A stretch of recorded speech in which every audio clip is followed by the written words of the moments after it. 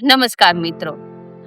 ગુજરાતની ભૂમિ એ મર્દોની ભૂમિ કહેવાય છે અને અહીં અનેક શૂરવીરો થઈ ગયા છે. આજે મારે તમને રબારીના કડોતરા શાખાના એ શૂરવીરો અને આઈ જાજુમાના બલિદાનની વાત કરવી છે કે તે સાંભળી અને તમારા રૂવાડા ઊભા થઈ જશે. ઇતિહાસની શરૂઆત થાય છે પ્રહલાદન પરમાર જ્યારે પાટણના રાજા હતા તે સમયથી. ત્યારે તેના સેનાપતિ હતા કડોતરા શાખાના રબારી ચાંદરાજ રબારી. એકવાર સિંધના અરબોએ રાજાના મુગટમાંથી મણી ચોરી લીધી. આ મણી પાછી મેળવવા સેનાપતિ ચાંદરાજ રબારી પોતાના 50 રબારીઓની પલટન સાથે સિંધમાં પહોંચી તેને ગમરોડી અને મણી પરત લઈ આવે છે. આ ભયંકર યુદ્ધમાં 45 રબારીઓ પોતાના માથાના બલિદાન આપે છે. પ્રહલાદન પરમાર ચાંદરાજ રબારીની આ શૂરવીરતા જોઈ અને કાંકરાઈજમાં મોટી જાગીર આપે છે અને આકોલી નામનું ગામ છે એ ત્યાં ચાંદરાજ રબારી સ્થાપે છે. અને આ જ આકોલી ગામમાં ચાંદરાજ કડોતરાની પેઢીમાં મેઘરાજ કડોતરા નામના રબારી થયા. અને તે વખતે પાટણ પર મુસલમાનોનું રાજ આવી ગયું હતું અને તલુખા ઘોરી નામનો રાજા છે એ રાજ કરતો હતો. મેઘરાજ રબારીનો દીકરો જેમલ રબારી છે એ પાટણના દરબારમાં બેઠક ધરાવતો હતો અને મેઘરાજ રબારીની બીજી દીકરી જેનું નામ જાજુબાઈ હતું કે જેનું તેજ તેનું રૂપ છે એ સૂરજના પ્રકાશ જેવું હતું એટલે લોકો તેને સૂરજબાઈ પણ કહેતા હતા. અને ઘટના એવી બની કે ગોકુળ આઠમના દિવસે રબારી સમાજની દીકરીઓ ઢોલના તાલે રાસડા રમતી હતી.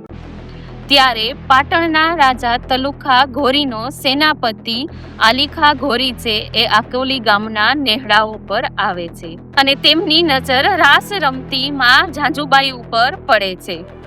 તેનું રૂપ જોઈ અને તે અંજાઈ જાય છે અને પૂછે છે કે આ કોની દીકરી છે. ત્યારે જવાબ મળે છે કે આ મેઘરાજ રબારીની દીકરી છે. આ સાંભળી અને તે ત્યાંથી વિદાય લે છે અને પાટણ પહોંચી અને તલુખા ઘોરીને કહે છે કે હું આકોલી ગામના નેહડામાં એક એવું રૂપ જોઈ આવ્યો કે જે તમારા જનાનખાનામાં શોભે. આ સાંભળી અને તલુખા ઘોરી કહે છે કે એ કડોતરા શાખાના રબારીઓ છે, એમની સાથે એમ દીકરીની માંગણી ન થાય. આપણે ભલે 5000 સૈનિકોની ફોજ લઈ જાય પણ તે ઝૂકે એવા નથી. એટલે સેનાપતિએ કાવતરું ઘડ્યું અને જેમલ રબારીને ચોપાટ રમવા બોલાવ્યા અને જે હારે તે પોતાની બહેનને પરણાવે એવી શરત મૂકવામાં આવી. કાવતરું કરી અને જેમલને હરાવવામાં આવ્યો અને શરત મુજબ જાજુબાઈની માગણી કરવામાં આવી. ત્યારે જેમલ રબારીએ મૂછોના આંકડાને વળ દઈને જવાબ આપ્યો કે ભલે તમે મને દગાથી હરાવ્યો પણ રબારીની દીકરીને તમે જબરદસ્તી લઈ શકશો નહીં. જેમલ રબારીને જેલમાં પૂરી દેવામાં આવ્યો. જ્યારે આકોલીમાં મેઘરાજ રબારીને આ કાવતરાની ખબર પડી ત્યારે તેના રૂવાડા ઊભા થઈ ગયા અને એને કહ્યું કે હવે ઈંટનો જવાબ પથ્થરથી જ અપાશે. મેઘરાજ રબારીએ સુબાને સંદેશો મોકલાવ્યો કે તમે અમારી દીકરીને પરણવા આવો એ અહોભાગ્ય, પરંતુ અમને 6 મહિનાનો સમય આપો. અને સુબાએ એ વાત માની લીધી અને આ 6 મહિનામાં રબારીઓએ 7 વીઘામાં તળાવ ખોદ્યું અને તેની અંદર સૂકા બાવળ, છાણા અને દારૂગોળો ભરી અને સમતલ જમીન કરી નાખી અને નીકળવા માટે માત્ર એક જ દરવાજો રાખ્યો અને આ હતું મુગલો માટે તૈયાર કરેલું મોતનું તળાવ. અને 6 મહિના પછી તલુખા ઘોરી 1200 સૈનિકો સાથે જાન લઈને પહોંચ્યો. મેઘરાજ કડોતરાએ આ તળાવમાં તેમને ઉતારો આપ્યો. રાત પડી અને બહારથી રબારીઓએ અગ્નિ પ્રગટાવી. ભડભડ કરતો અગ્નિ સળગ્યો અને દારૂગોળો ફાટવા લાગ્યો. મુગલો પોતાની જાન બચાવવા એકમાત્ર દરવાજા તરફ ભાગ્યા અને ત્યાં રાહ જઈને ઊભા હતા 200 રબારીઓ ખુલ્લી તલવાર લઈને, અને ત્યાં પાટણની જેલ તોડી અને જેમલ રબારી છે પણ યુદ્ધમાં પહોંચ્યા. દુશ્મનોના માથા કપાવા લાગ્યા. ભયંકર યુદ્ધ જામ્યું. પરંતુ અચાનક એક ઘા અને જેમલ રબારીનું માથું ધડથી અલગ. પોતાના ભાઈને આમ મરતો જોઈ અને ઝાંઝુબાઈના આંખમાંથી અંગારા વરસ્યા. એની સાથે 30-31 રબારણો પણ હાથમાં તલવાર લઈ અને યુદ્ધના મેદાનમાં ઉતરી. માં જગદંબાઓ જેમ યુદ્ધ કરવા ઉતરે એમ આ 30-31 રબારણો એ દુશ્મનોના માથા કાપતી હતી. આઈ ઝાંઝુબાઈએ ગળગળતી દોટ મૂકી અને જે હાથી ઉપર તલ્લુખા ઘોરી બેઠો હતો તેની ઉપર એક તલવારનો ઘા મારી અને માથું ધડથી અલગ કરી દીધું. જેમલ રબારીનું ધડ હજી પણ લડતું હતું.